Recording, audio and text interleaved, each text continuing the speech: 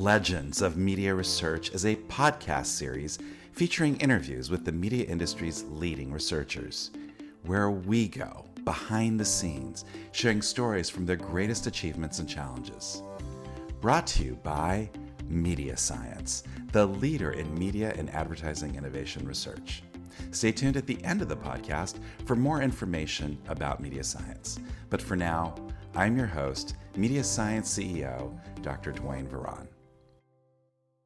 Welcome to another exciting episode of Legends of Media Research. I'm really excited today because we have a true legend in our midst in Bruce McColl, who's the former CMO of Mars. You know, we talk about this exclusive club that we have within our legends of people who generated at least $1 billion in value to their company. There's no question that Bruce falls within that camp. In fact, by my estimation, he was doing about half that on an annual basis every year. And you'll discover why as we go into the podcast today. Bruce is one of those people who I think every CMO should really learn from. There are lessons in today's podcast that I think every CMO and everybody who interacts with CMOs would really benefit from. So I think you're going to really enjoy today's podcast. So Bruce, without further ado, thank you for joining us on Legends of Media Research. You truly are a legend, and we're thrilled to have this opportunity to get to interview you. Thanks, Dwayne. I'm not sure about the legend moniker, but I'm happy to be here. Always good to talk to you. I was joking with you because, you know, when I asked Bruce to do the show, he said, I don't know if I'm a legend. And I said, you see, that's the difference between an Australian and an American. You know, the Australian says, I don't know if I'm a legend. And the American says, don't you have a category for super legends? So welcome to the show.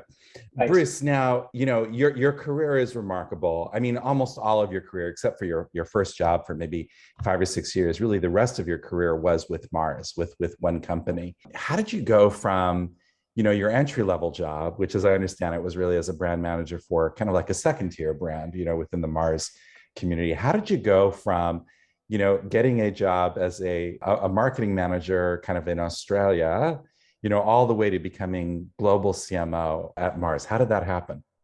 I really scratch my head often trying to figure out that as well. I think I put a lot down to, you know, when you see opportunities, you respond to them. You know, there was never a structured glide path for me to get from one role to the next. But I think if you continue to enjoy what you're doing, you continue to learn. And when opportunities present themselves and you'll say, I'm ready to move, and your family, and I do really have to single out the contribution of the family who are sitting happy to move from Australia to New Zealand to Russia to England, all around the world, then you can take advantage of those opportunities. Now, the pivot really in your career really was your appointment to the Russian gig for Mars. Maybe you can tell us a little bit about that. Sure. It was. I look back and I think that probably transformed my thinking from a purist brand manager, marketing thinking, to really understanding what you need to do to manage a business. And I was on a massive steep learning curve and surrounded by really, you know, incredibly capable people there. But, you know, about a month after I landed in Russia, and actually the week my family joined me, the Russian economy collapsed. That was back in 1998. And that was just an amazing period of time, both individually and personally. And how do you cope with that when, you know, basically you've moved to a country under one scenario and then, you know, it's very different. And from a business point of view, Mars was, you know, as a privately owned firm, it had taken a long-term view on Russia and had invested hundreds of millions of dollars. So we're on track that year to make our first ever profit. But in the space of 3 or 4 months, we lost over $50 million. So, you know, it's a significant impact from a country the size of Russia. And I think what was unique was that we had the owners at the time, the owners of the business who were also running the business at the time, John and Forrest Mars, visit us. And their feedback was liberating. They said, we're here for the long term. We can absorb some losses. And you had publicly listed companies pulling out of Russia. And they told us double down. So, you know, you need to find the solutions. You need to find, you know, how you're going to sustain a business that is just basically being cut by 70%, and how do you regrow that? But we had, you know, the luxury of being a privately owned business that said, you know, we're looking 10 years, 20 years out, and the investments we want to make now are going to pay out in that time, and it has. So Russia's a very important market for Mars. So you went on, I think around 2006, you got elevated into the CMO role, a role you held for a good decade before you retired. Now a decade is a long time in CMO lifespan. CMOs are generally measured in 2-year tenures, 10 a decade. I mean that was a long haul. But Bruce, I want to tell you the first time I met you. You had invited me to speak at an event that you had in a gorgeous chalet in outside I of remember Paris that in in France. That was really France. Yeah. special. And I remember how impressed I was by you. Not just by, your swagger. I mean, you're a very cool guy, not just your swagger and the talks that you gave, which were very inspiring. But I want you to know what it was. It wasn't actually you, it was the team that you had and the extent to which your religion was infused in the way they then looked at the world. And what I mean by that, Bruce, is that you came to Mars, I mean, you evolved at Mars and developed a very particular view about the role of empirical generalization in science and how decision making needs to be governed by that evidence. And it's one thing for a leader to hold that view. It's something entirely different to see that very particular worldview infused in the way the team thinks about stuff. More particularly at Mars, because Mars is actually a relatively decentralized kind of company. It's not the kind of corporation where you have this central think kind of like prevail. These are independent thinkers who have drank the Kool-Aid and came to believe in your particular worldview. And of course, that was highly impactful for the organization. But I remember thinking how impressed I was that here is a leader, a CMO, who has all these people in this room who share, his particular worldview. And that is just such a huge achievement. And, the achievements that you scored for Mars were not just on the empirical side of what you did, it was also what you did to the culture at Mars. And we really want to talk about that in today's podcast, about how it is that you actually helped cultivate a very particular kind of culture and an environment around how things were done, not just around kind of like a lot of the crucial decisions, that went in. I think that probably sums up the Mars leadership culture as well, because as you said, we're a very decentralized organization. I'm still saying we 5 years after I've left. They are a very decentralized organization. It means you've got a small amount of people in the center, and it also means that you can't do things yourself. So, and I remember the first lesson I got as a brand manager for a pharmaceutical firm I was working with. And I was pretty combative brand manager. I used to, go up and fight the colleagues, do all that type of thing. And my marketing director pulled me aside and he gave me this piece of advice. So it was very early in my career. And he said, your personal success is going to be wholly dependent upon what you can encourage and get people to do around you, not what you do yourself. And that stuck with me. It took a while for me to learn about that. But I realized when I came into the CMO role that we've got thousands of marketing associates around the world making decisions every day that I cannot possibly think to get involved in, but I had to figure out a way to influence it. So setting the culture was very important. And the team that you saw, the leadership team from each of the segments, they came on that journey with me. And I think that was the key thing. It wasn't me, discovering this myself and going out and saying, from top of the mountain, this is how you shall do it. It was opening the doors and letting them come and discover the things that I had time to learn about as well. I think that is a key element, that if everybody's part of that discovery and feel comfortable to put their hand up and say, hang on, I'm not comfortable with this area, I want to challenge this area, then you get to a better place. Now, let's go back in your journey. You came into the role as CMO. And you walk into this new gig, and of course you're going to you're trying to figure out what your approach is going to be about. Somewhere along the way, you discovered the Ehrenberg Bass Institute and their particular religion, again around marketing as a science and about this evidence that has to be there to kind of like guide those decisions. I understand that when you first encountered, Byron and the team at Ehrenberg Bass, you had a little bit of a tussle with them. You didn't quite buy into a lot of what they were saying. No, it was very. I mean, again, serendipity. These things connect. About a year earlier, I was VP of marketing for pet care in Europe, and my career was pretty well established by that phase. But we'd invited Ehrenberg Bass and another guy, Byron and Thomas Bain, to come in and run sessions for us called Creating Strategy of Desire, and they were basically there to challenge us. But Byron, for those that have not met Byron, he doesn't hold back in terms of when he sees something and he believes something. So he spent a couple of days basically telling us we were wasting the Mars family money. We were not doing appropriate marketing approach. We didn't really know how brands grew or how you should invest behind them.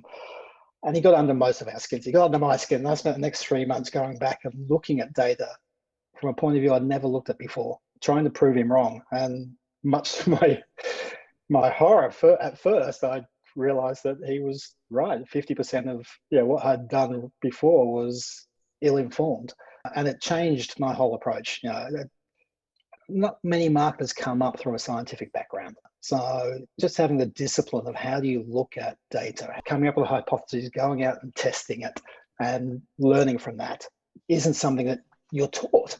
So, that was a big shock for me. And then a year later, I roll up on the first day of my job at CMO and I sit down with the other team on the leadership team, members of the leadership team, and ask them what can marketing do better. And I'll always remember the response I got from the CFO, Olivier Goudet, a French guy, who incredibly bright. And he said, listen, Bruce, I have a lot of respect for marketing. You guys do a great job. You really drive our media and our advertising and produce brilliant ads. And I said, come on, I'm not the chief advertising officer. I want to be thinking we have a bigger influence than just what's the next ad we do.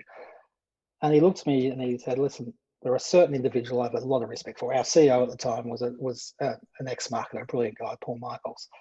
And Olivier said, if you put 10 marketers in a room and ask them, how do you grow a business? You'll get 11 different answers back. And he said, I see this all the time, that there is no framework to sit there and say, this is what drives growth. And so when I combined those two things a year earlier with Byron challenging me around the frameworks for growth and the evidence of how things grow, and then Olivier basically saying he doesn't trust marketers to have an input on growth because it depends on who you talk to, you get 180-degree different philosophy. That kind of set my whole agenda for the next 10 years, which was how do we drive an evidence-based culture that the CFO can look at and say, I trust you have credibility coming to the table to talk about growth. And so we had to align the organization around an evidence-based approach to doing that. And evidence for me, I hear this term bandied around. Evidence-based is not listening to a couple of focus groups and coming back and saying, yeah, I've got 12 people saying I love to do this.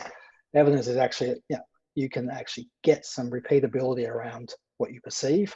Classic science, you see something happening, you repeat it, and that gives you predictability. And when we're sitting and managing a large multinational business and figuring out where we spend billions of dollars of resources, you want some level of predictability when you're spending somebody's money on that. And I think you're raising a really important principle. And again, this is one that I would implore the audience to really spend some time reflecting on and not just kind of think they understand this, because it's such an important part to your story, certainly, that not all data is the same. That when we say evidence-based, that doesn't mean just data. There are a lot of people who are going out there getting lots of data, maybe crap data, it might be good data, who knows? It's just data. And really, this is the start of, I think, your success, Bruce, was, you went with data. And for the benefit of the audience, what we mean by single source is measuring the same people in terms of both their exposure to the advertising and media, but also their ultimate purchase, ideally consumption of that product. And so for the same people, we're tracking both kind of inputs and outputs, if you will. And Bruce, this at a time when many in the industry are really moving away from single source data. It's expensive, certainly. And so a lot of people thought, oh, it's just too expensive for us to really justify, especially with a lot of the new metrics that are now kind of like easily and cheaply available in the marketplace. And at that very point in time, you pursued, building up this evidence-based approach using single source data, to understand whether your ads were succeeding or not in terms of translating into sales. Yeah, and I think we were drowning in data. I think most companies do drown in data. And I remember, sitting in Europe when I was in an operational role, days on end with 20 or 30 people sitting in rooms going through brand health trackers that honestly, I'm telling you, were not giving us any sort of predictability. They were saying that they would change from meeting to meeting. They were never predictive of what would happen. The opportunity cost of that is huge, not just in the dollars you spend, but in the management time that it absorbs, and then in the bad decisions you make based on data, which is not predictive. So when I got exposed to the single source, and we had a think tank team of different types of, I suppose, academic heroes within Mars that were tasked with different challenges, whether that be predicting crop prices on cocoa years out, and how can we do that more reliably, through to predicting which advertising works. And they were really pushing us as a marketing group around single source. And when they showed me the results out of some pilots I'd done in Europe, I realized, one, there is a big need. And for me, when I look at research, there's always, why do we want to do the research? What's this business challenge that we're trying to overcome or shine a light on? And then when and how do we apply it? And then how do I know it's working? So that's the kind of framework that I always applied. When they showed me this data, it basically said about 40% of our media money was behind effective advertising. Advertising actually had a big impact at the household level when they saw our ad, which meant about 60% was doing marginal or nothing impact on our dollars. And when you're talking in billions of dollars of ad spend per year across the globe, then you can quickly see how much money you're wasting. So we championed that. We looked at, okay, what are the top and to be fair, Bruce, you would have to say that Mars was doing a better job than most of the other players on the block. Even in delivering, competitors, and it was pretty equivalent actually. So no one was, in our categories, no one was, 70% of their media spend was behind effective advertising. We set ourselves a target to say, okay, we want to at least target 70% and move beyond that. Albeit this is on video format advertising, whether it's free to air or whether it was online, but it was video format advertising. But it was so stark, and we did get pushback. We did get pushback from certain markets that talked about the expense. It was going to cost us hundreds of thousands of dollars to put this in place per year, but they were spending hundreds of millions of dollars. The US market did push back. And we looked at the media budget. It was literally hundreds of millions of dollars that we're spending.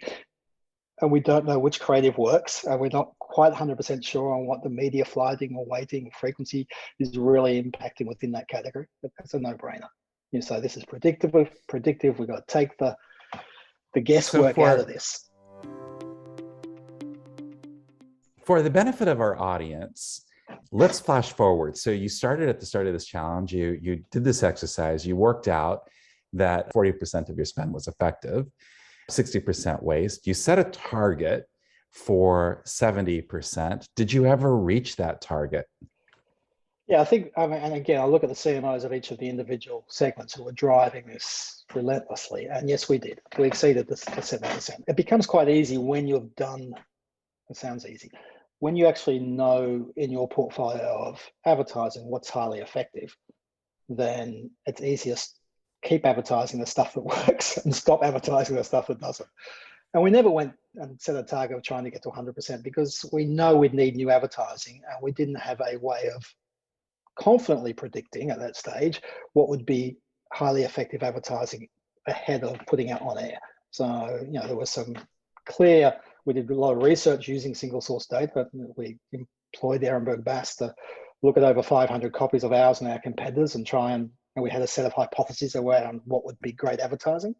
We didn't think we'd ever get a color by numbers approach, but we wanted to shorten the odds of producing great advertising. And we got some good feedback on that, some good correlation in terms, for example, generating an emotional response was a highly correlated driver of effective advertising. Not always, but a highly correlated driver, which said that's part of our ambition. So our ambition from a creative sense became, we want to make people laugh or make people cry. That's our creative goal, which gives you a framework how to assess advertising, how to brief it in, and how to drive that.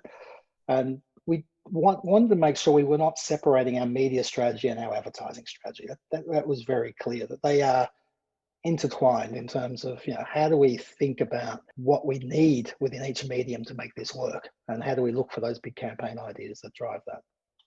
So I want to highlight that, because I think that was a really important point that you made, that going from 40% to 70% ultimately sounds hard, but without measurement, certainly it would have been probably impossible, let's be real. But with the benefit of now the sudden clarity of measurement, now you look at it, and now that this one succeeded, this one failed, what do we see in this one, what do we see in that one, that gives you a path, if you will, to improvement. That gives you a path to getting your weaker performers performing better, your stronger performers doing even better.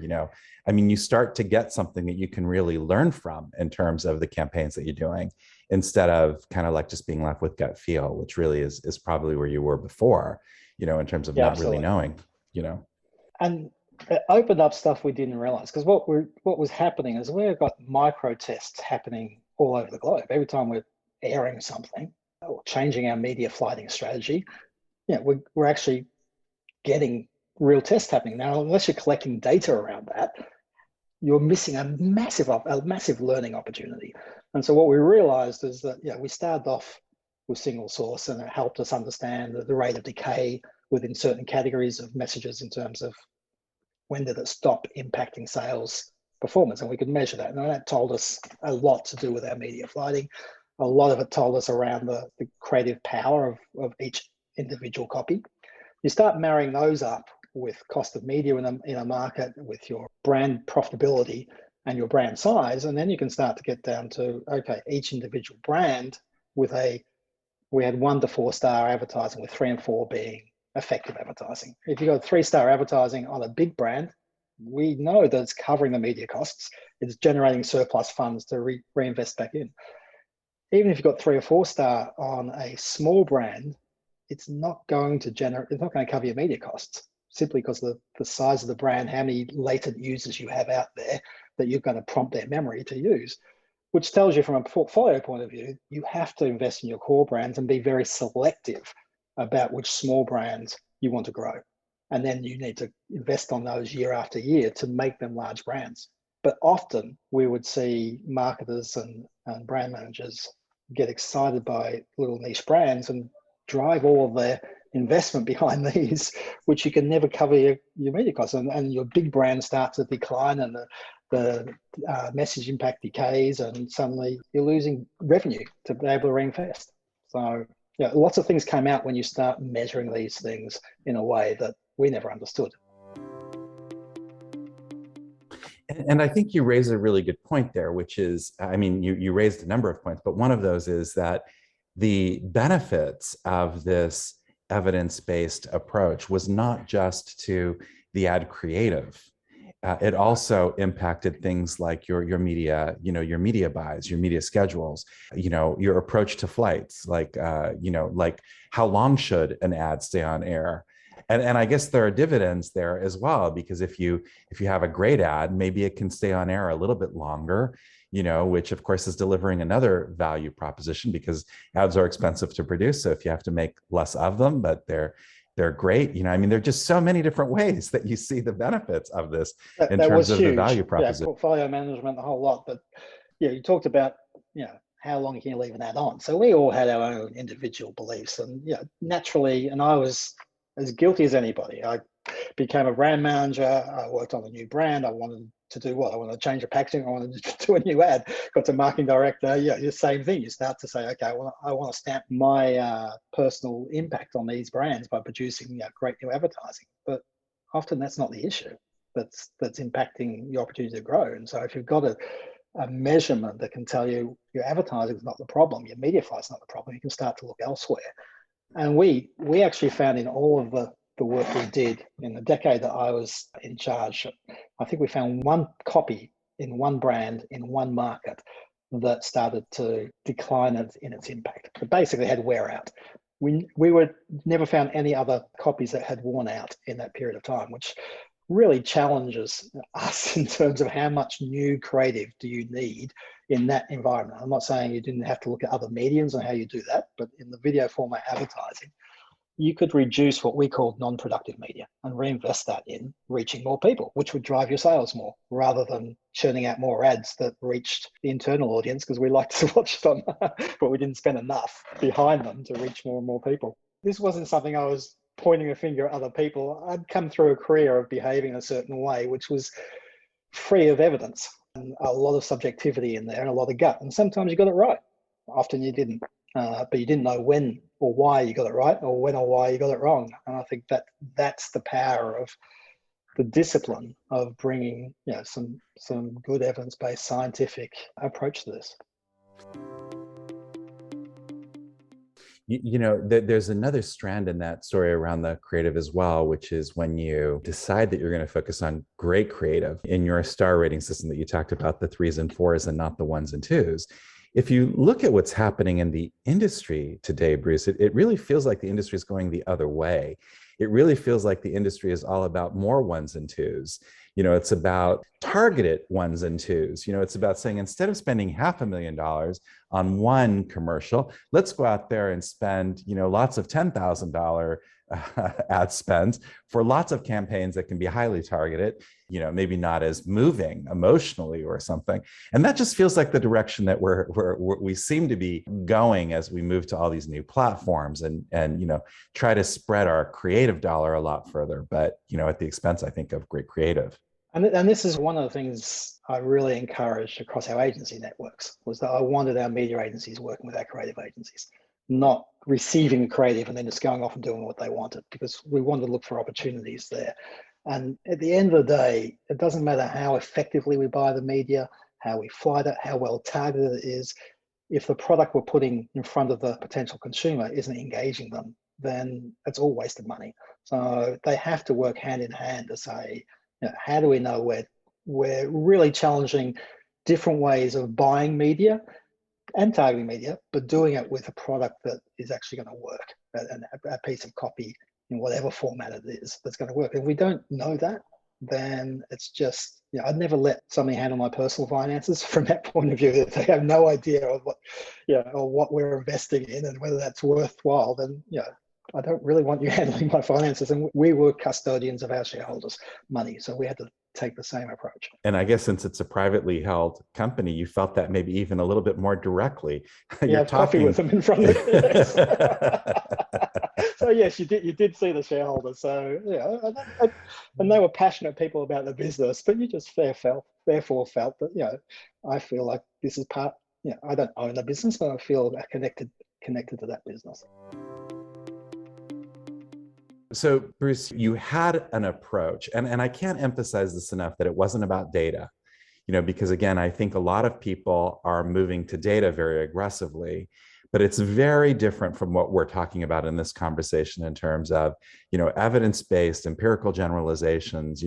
That's science. That's like the application of science. So you came into the role, you brought this religion of science. I mean, of course it was there, but you heavily sharpened, its focus. You brought this science. But I think the greater achievement that you had was in how you managed to cultivate the culture. You had a culture of people who thought like that. You had your AVI score. So for the benefit of the audience, this 4-point system that Bruce was talking about whether it was a 1-star, 2-star, 3-star, or 4-star creative. And again, 3 and 4s being kosher and acceptable, a good creative, and 1s and 2s, being things that needed to get to waste, basically, that had to get out of the system. So you had this AVI system. Everybody in your culture began breathing AVI. Everybody thought of their campaigns in terms of AVIs. I mean, you cultivated a culture around that AVI score. How did you do that? How did you go from a company that really had none of this, and specifically around that, and then suddenly everybody is talking to each other, and the whole conversation is all AVI?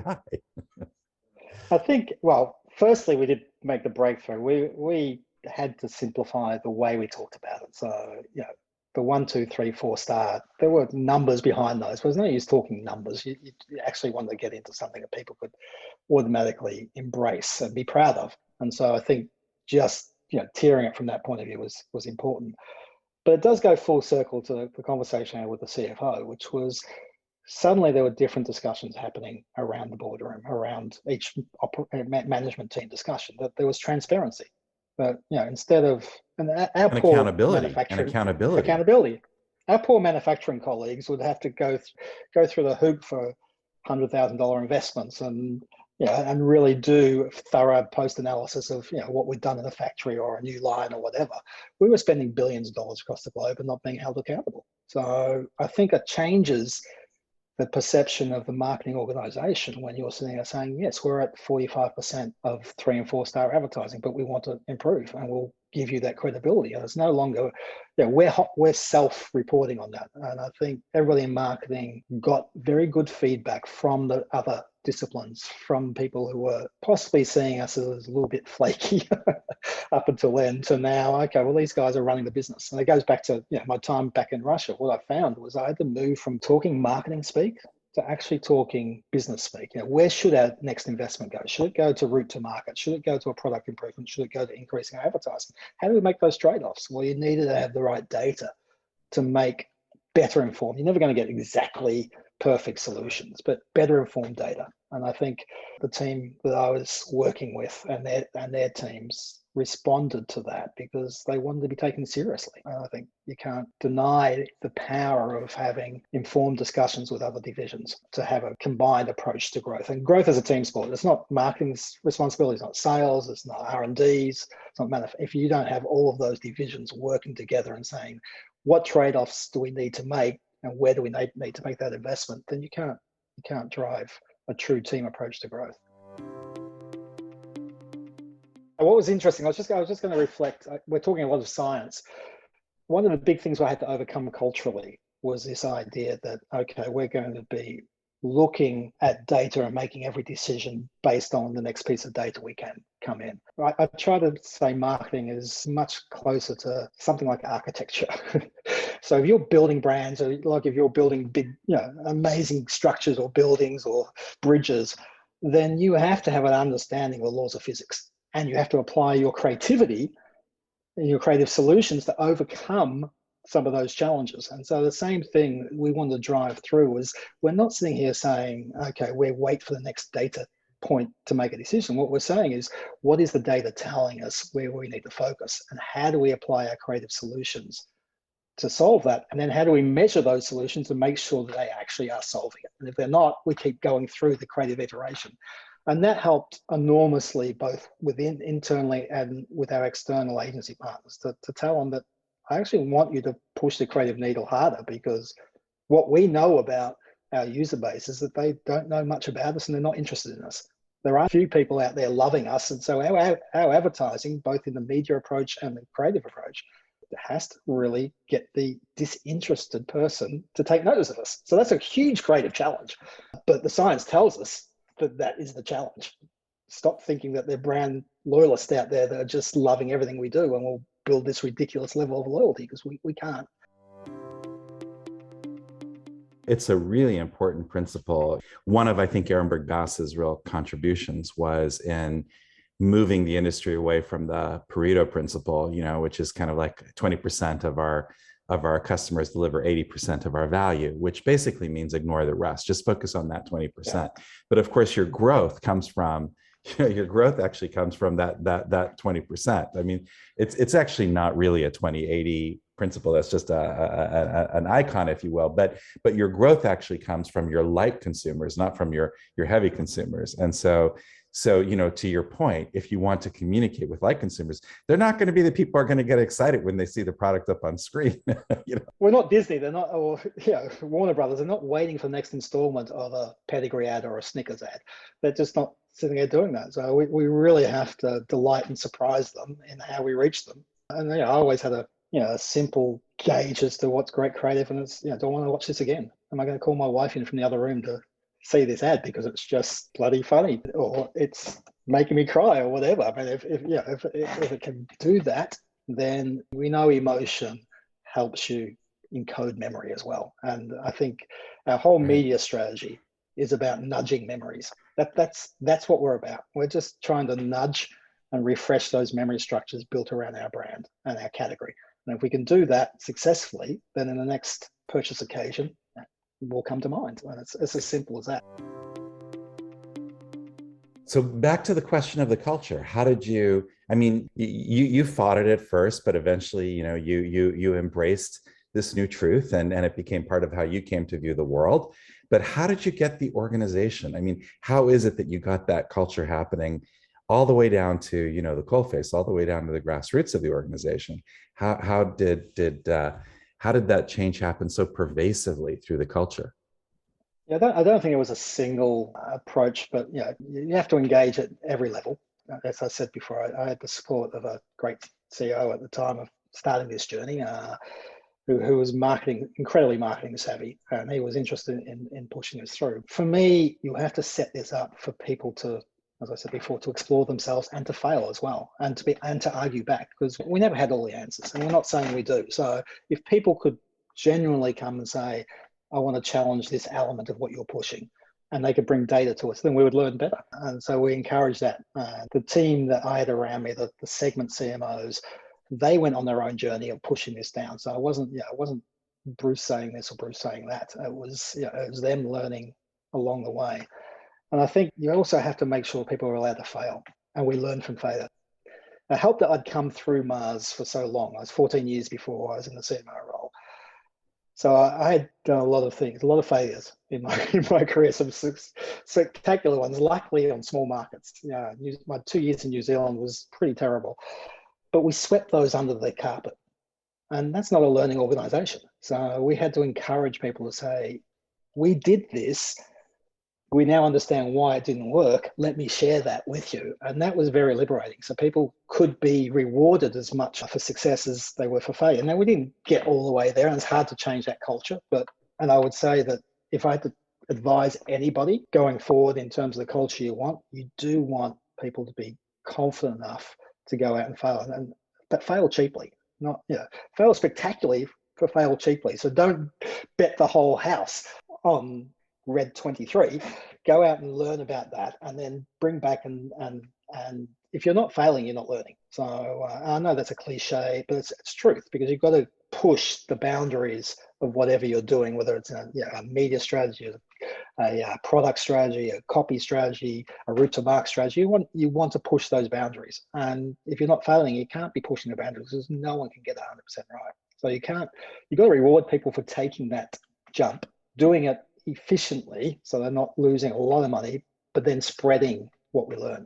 And if I could be proud of one thing, that was the culture I tried to build, was that you can stand up in a room and say, I did this, it didn't work, but this is what we learned, and you should get Wonderful. applause for that. Going back to the story of the chateau in France, outside Paris, the way that we first began collaborating was that you had this AVI data, and you wanted to learn more about, okay, well, these ones were successful, these ones were not successful. Now let's get at the next layer. Why was something successful here, and why was it not successful over here? And for the benefit of the audience, you would not be able to pick the difference. Like if you looked at two ads, it's not obvious that one succeeds and one fails. The two ads look very similar.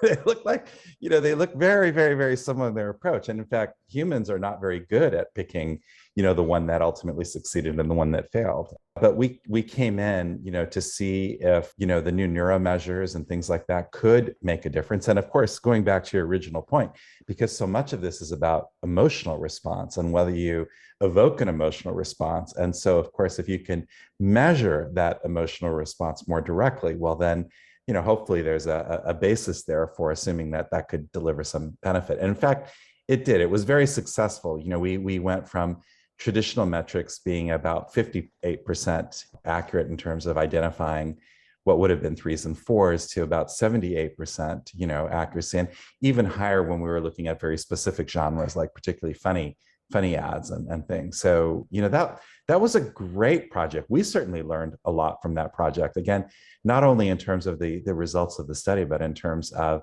interacting with you all and seeing how your culture works to kind of like systematically keep digging in to understand not only the what, but why. Why was it that this ad was successful?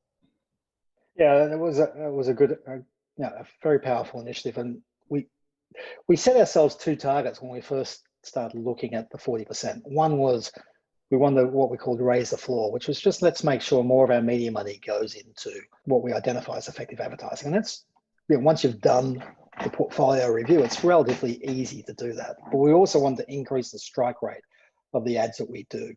And the reason we end up engaging with you, Dwayne, was that we did a boot camp of our top 100 advertising generators in the business and with our agency partners with single source copy. So you're really testing how good at they are saying, I would put money behind this or I would not put money behind it. It's very simple. And we're targeting, we wanted them to at least identify the top third of ads that you would want to put money in and be in that top third. Get it right more than 66% of the time, and get it right more than 66% of the time of the ones you'd stop. So you don't want to put crap on there, and you don't want to not put good stuff on there. Hold it back.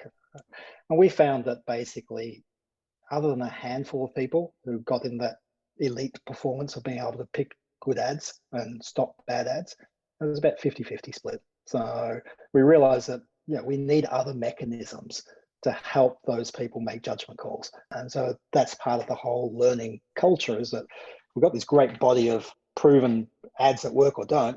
Let's use that to understand more about how to make those decisions. So it never stops. If you get the right evidence in place, the opportunity to use that data, if it's highly repeatable and predictive, is just enormous. Now, of course, your challenge is even bigger than the way that we've been discussing it so far, because in your CMO role, that's a global role. That's not, you weren't CMO for a country, for the US market, you were CMO for the world. And when you talk about the world is a pretty diverse kind of place. Marketing in China is very different to marketing in Russia, which is very different to marketing in the United States. And of course, the other thing that we should qualify is that your access to the data would have varied enormously as well. Like what you call single source data, and the quality of that single source measurement would have varied enormously market to market as well. How did you go about tackling, with this approach that you had now? You love this approach, it's useful, it's productive, it's helping you eliminate waste. Now you want to kind of like apply that on a global basis, or at least in certain key markets. How do you go about doing that? Yes, it was challenging because firstly, a certain level of market size and media spend that wasn't appropriate to say, let's put single source into every single market around the world.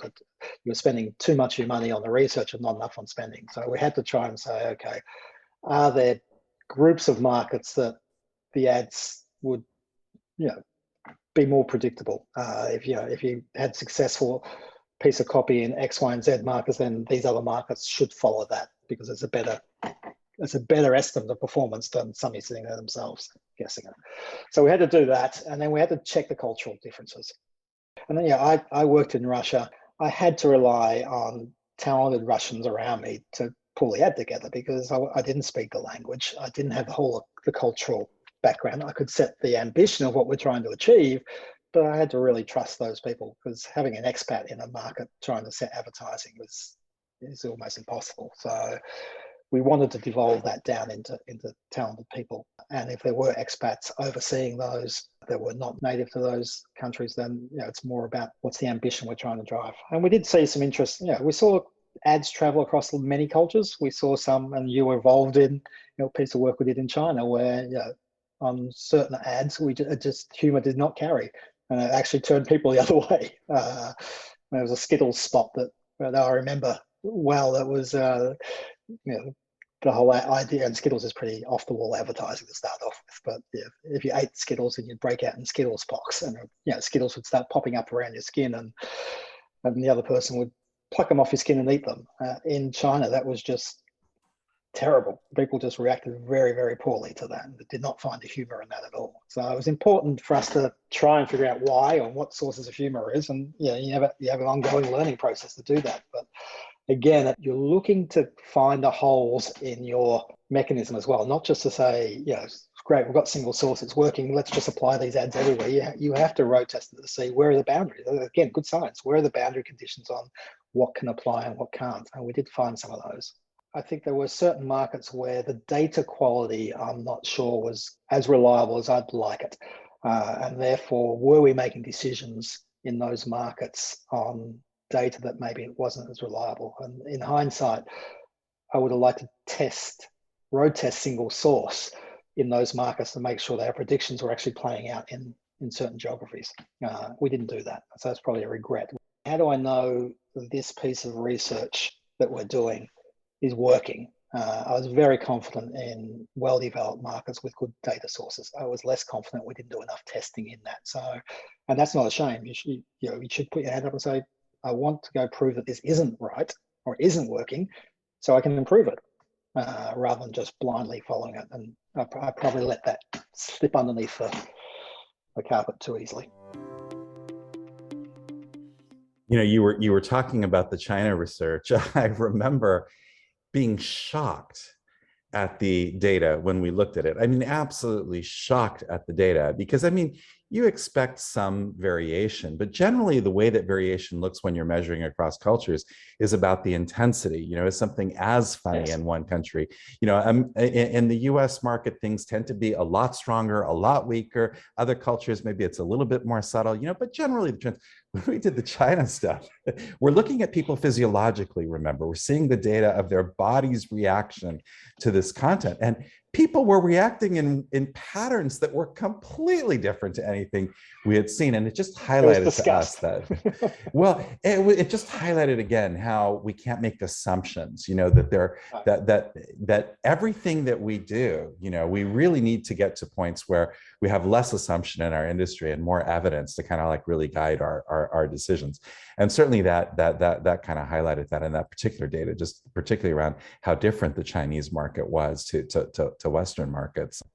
Now, Bruce, you alluded to this earlier, but I want to pick up on this theme a little bit more. And that is that your work on this culture of growth, on applying scientific principles towards the culture of growth, was not really limited to the marketing function within Mars either, which I think is, again, another one of those exceptional contributions that you made in your career, which is you actually worked hard to collaborate with other parts of the business and to make sure. So there were people from other divisions that were going through the courses that you were developing. There were a lot of efforts that you were doing to really bring this approach, not just to the marketing function, but beyond the marketing function to other parts of the organization, really collaborating kind of like across the organization.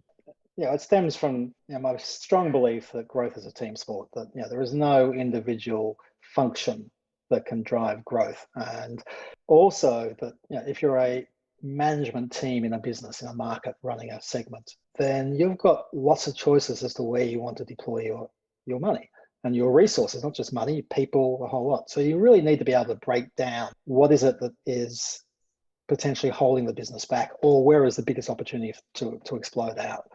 And we believe that went right across, from classical marketing stuff around media and brand copy, through to sales impact on your distribution, quality of distribution, through to your product performance, through to your manufacturing scale and your R&D and your profitability of the brand. And so if you're not making those trade-offs, then you can end up investing in the wrong thing and solving issues that aren't there. So the goal was to develop a growth model, not a marketing model. Not a media model, not an advertising model, but a growth model. And that was probably the biggest breakthrough, is that we got a growth model around how to drive brand growth. And that was as relevant if you're sitting in manufacturing as it was if you're sitting in sales or marketing or finance. And it gave a framework and a language to have meaty trade-off discussions at the management table. And so I think that was a big breakthrough. Probably the thing that we were missing since I've left, for transparency, as it was too brand focused. So much of the growth is on how categories grow. So we weren't putting enough attention as big category leaders about how to drive the category growth. And I'm still involved with Aaron Bass. I do 1 day a week with them as an industry professor, and working with people there. Nathan Emmett Teal has led this category growth initiative. And again, it's what you realize when you dig into this and you pick up one stone, you realize, well, there's so much I don't understand about how businesses grow. We'll never ever stop learning about this. And so I think just pushing us to say, okay, how could the growth model we pulled together back in Mars in 2012 be better now? Well, there's a lot of ways it could be better now, and there's a lot more science and research and understanding that happens. And so, my strong push to everybody is that talks to me about my experience at Mars is that, it was good. It created some impact, but there was a lot of stuff we missed, a lot of stuff I missed, and a lot of stuff you could therefore continue to learn from and push the needle further. And it's about developing exactly what you talked about before. It's a learning culture. Am I really interested in finding out where my assumptions are wrong and learning from that? And if you are, then you continue to grow, and the business will continue to grow. Now, Bruce, you retired and left not only Mars, but kind of like the industry, so to speak, at a fairly young age. You had a lot of juice left in you to squeeze.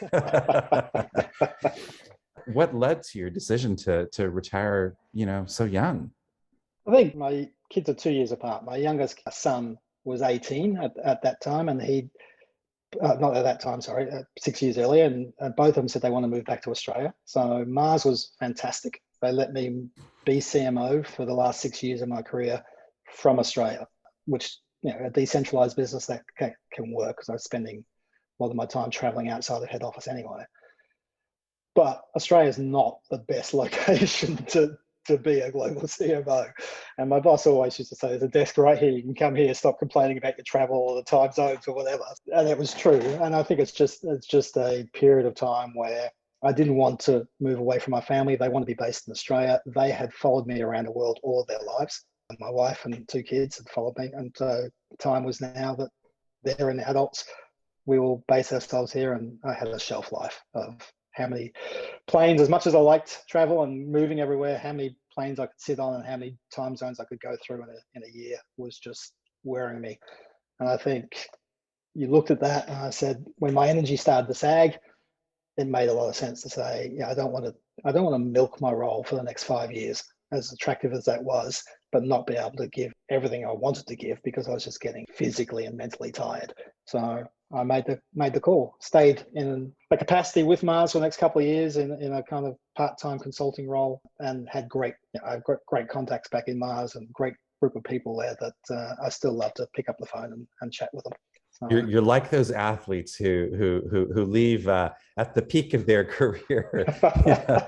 You were really at the peak of your performance. But I understand what you're saying about the wear and tear. Believe me. Yeah, you would. You're sitting there in WA.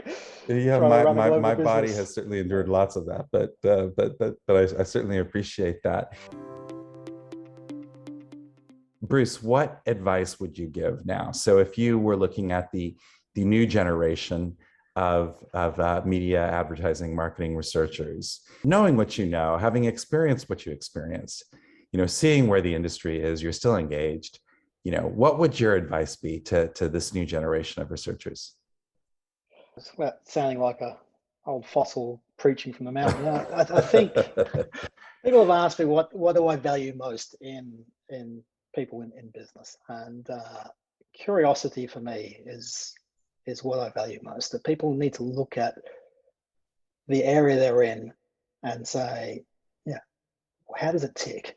But then also look at the area they're not in. Look at other businesses, other disciplines, and say, how does that work? And I think people who are genuinely curious and want to learn more about something and are willing to be proven wrong will develop into much, much more effective managers or business or individuals.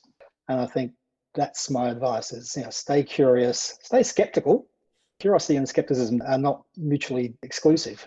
Actually, they are together. You should be skeptical of everything that's being put in front of you. From a research point of view, is what we're suggesting repeatable and therefore predictable, and be willing to be proven wrong. But yeah, healthy degree of skepticism and a huge dose of curiosity, I think, just gets the better results.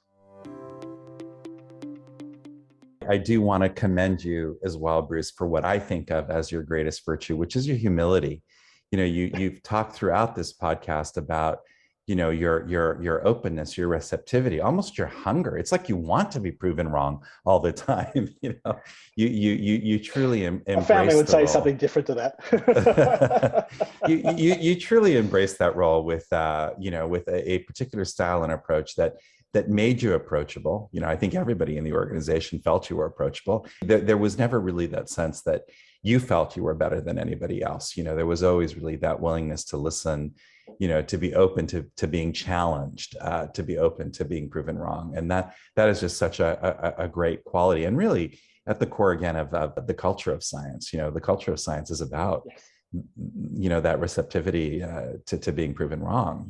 So it's just such a wonderful trait. And there's of course a lot more detail in the story, and in a 1 hour podcast we're not going to be able to cover all of it, but truly what you achieved at Mars was exceptional. It truly is in this Legends League, because not only is there the significant cost savings, but again, there's the lasting impact in terms of the legacy of the culture. So kudos, huge achievement. CMOs around the world really would benefit enormously from learning from your life lesson. Thank you so much. Thank you, Dwayne. That's very, very generous. Thanks a lot.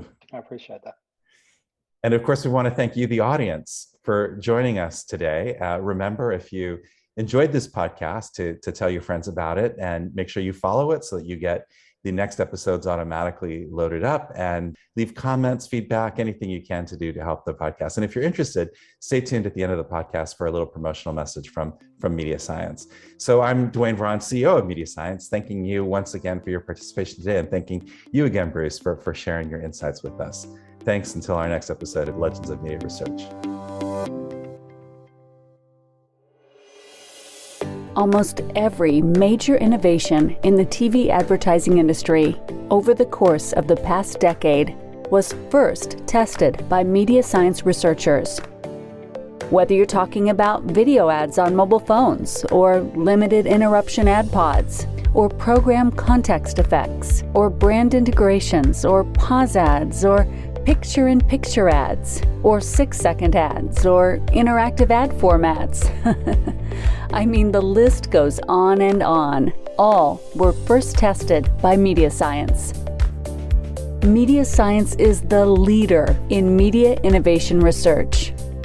So when you're looking for media or advertising innovation research, collaborate with Media Science. Learn more at mediascience.com.